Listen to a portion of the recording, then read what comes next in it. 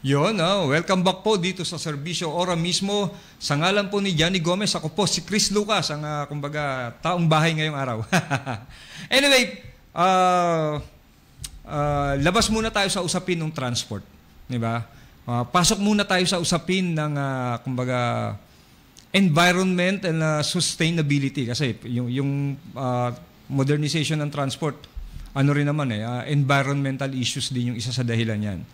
Ngayon, ewan ko kung nasa linya na, makakausap natin yung isa nating kaibigan mula sa Assemblage Mirage, isang grupo ng mga artists na gumagamit ng mga basura, scrap, at mga excess. Mga sobra-sobrang bagay na, kumbaga, imbis na maitapon na, nagagawa pa nilang artwork, nagagawa nilang obra maestra, na nagsasabi o nagbibigay ng mensahe na bawasan natin yung ating basura.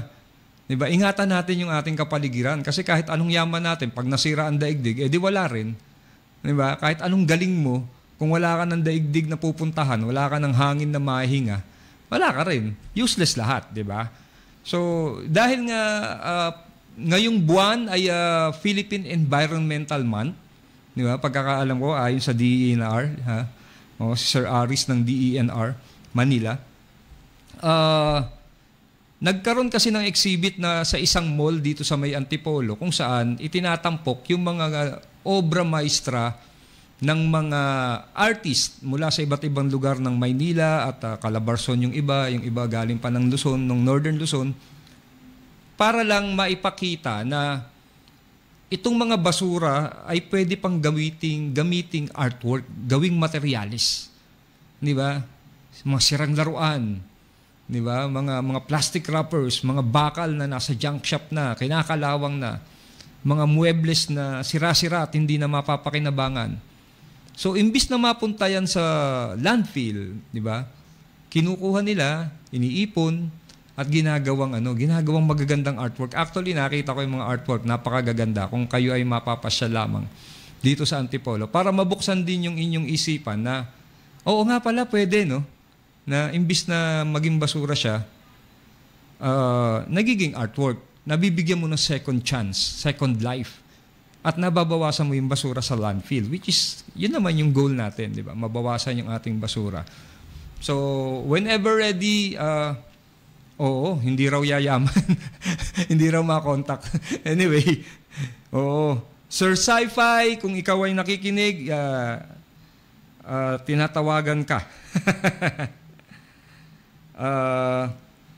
Wait lang. Si Sci-Fi kasi, si Sci-Fi Wasabi ay isang magaling na artist, di ba? Nagpipinta tapos nasa assemblage na rin at isa sa mga pioneer ng Assemblage Mirage, sa mga founding member, na ang layunin ay isulong yung advocacy tungkol sa kalikasan. Yan. Oo. Kasi kung hindi natin mamahalin ang ating kalikasan, wala tayong patutunguhan. Di ba? Wala tayong patutunguhan at kaugnay naman sa art, kung wala ang art, wala rin kwenta ang buhay natin, di ba? Kasi lahat ng bagay mayroong art. Di ba? Sabi ko nga, ang sining ay kakambal ng ating paghinga. Di ba? Yung damit mo, may art na involved dyan. Yung disenyo ng sapatos mo, may art na involved dyan. Di ba? Tapos, ano pa ba?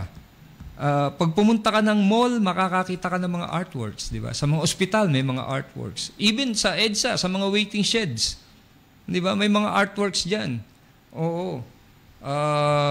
Batiin natin si Rara, tsaka si Pam, di ba? Sila yung mga nagsusulong yan, mga artworks sa mga waiting shed natin. Di ba?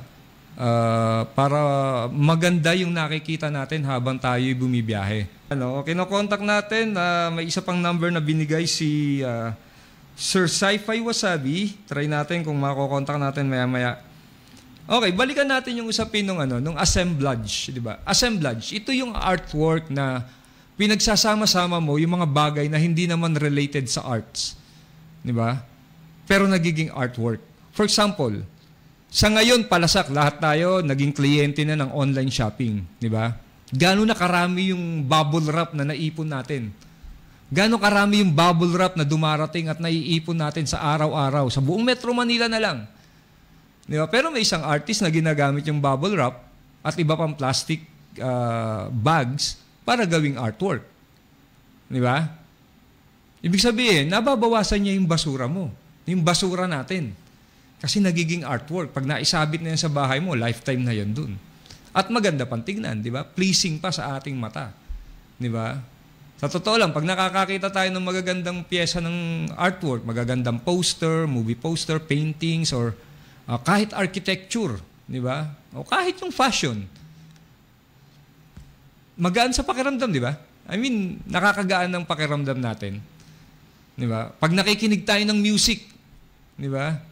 Halimbawa, nakinig ka ng music ng SB19, di ba? Ano na yun? Art yun. Pero ang gaan sa pakiramdam. Oo, nasa linya na natin si Sir Sci-Fi Wasabi. Hello, sir. Good afternoon po. Yes, magandang hapon, sir. Good afternoon. Oo, sir. Bati ka sa ating mga tagapakinig at tagapanood. Magandang hapon po sa lahat ng mga nakikinig kay Sir Chris Lucas at sa iba po pong nanonood. Maraming pong salamat. Oo. Sir, unang-unang humihingi ako ng paumanhin, no? Ito lang yung picture mo na nakuha ko sa Facebook. Wala yung nakaharap kay. Okay. Hindi. Sir, kwentuhan mo kami tungkol sa ano ang Assemblage Mirage. Okay po. Ang Assemblage Mirage po ay isang grupo ng mga artists at enthusiasts na nabuo lang po na via FB group, via FB chat. Siguro po mga 3 years old na po kami. And kami po ay mga may hilig pong gumawa ng mga art gamit ang mga basura at mga tinapong bagay. At ginagawa po namin iba't ibang art na pang dekorasyon or pang lagay sa mga galleries. Sir, balita ko meron kayong kumbaga minount na exhibit sa isang mall sa Antipolo City. Ito po ay Art of Sustainability.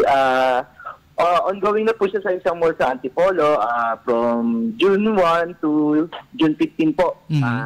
If ever po kayong makadaan po doon, bisita po sana po kayo.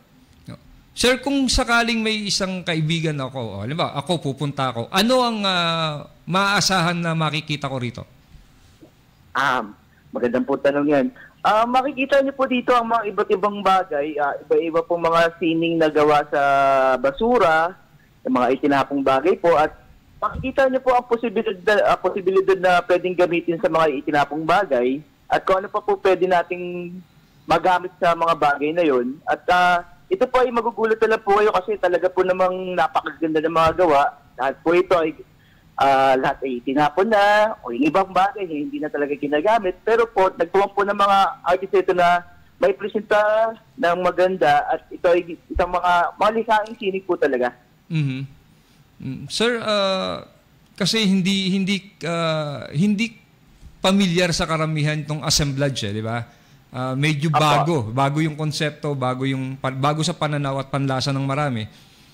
Meron ka bang masasabi sa mga tao na gustong subukan ang assemblage art?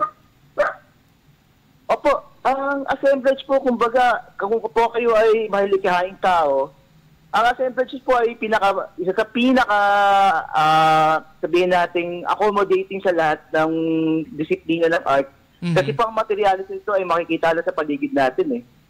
Ang tanging ano lang po dito, challenge ay kung paano nyo po maipagsasama-sama mga bagay na yan at makabuo po kayo ng isang likhang sining na ayon sa inyong vision at paano po kayo makapagkwento gamit ang mga materialis na yun. So kumbaga yung paano mo i-conceptualize to give out, to state the narrative, the message, di ba?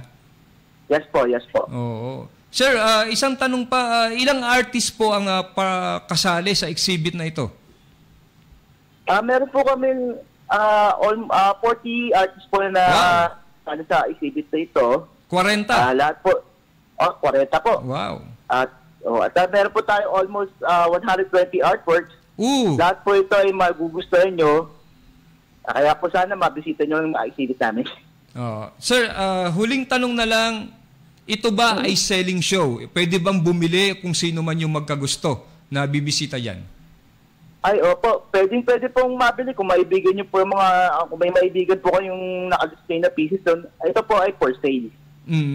Nice. Kasi kaya natin naitanong, may mga exhibit na hindi naman talaga selling show di ba? So, Apo. Anyway, sir, parting words, baka gusto mong mag-invite ang ating mga tagapakinig, imbitahan ang ating mga tagapanood at tagapakinig. Go ahead, sir. Okay, so po. Kami po ang Assemblage Mirage Group po. Meron po kami exhibit sa isang mall sa Antipolo. Kung kayo po ay nasa Antipolo area, ay inaanyayahan po namin kayong bisitahin ng aming exhibit from June 1 to 15 po ito. Paano po makapunta po kayo. Maraming po salamat.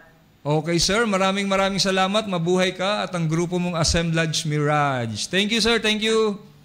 Thank you po, sir. Salamat po. Okay. Yan, mga kaibigan, ang ating kaibigan na si Sci-Fi Wasabi. Kung nagtatanong kayo bakit Sci-Fi Wasabi ang kanyang pangalan, sinabi niya na sa akin pero hindi ko matandaan.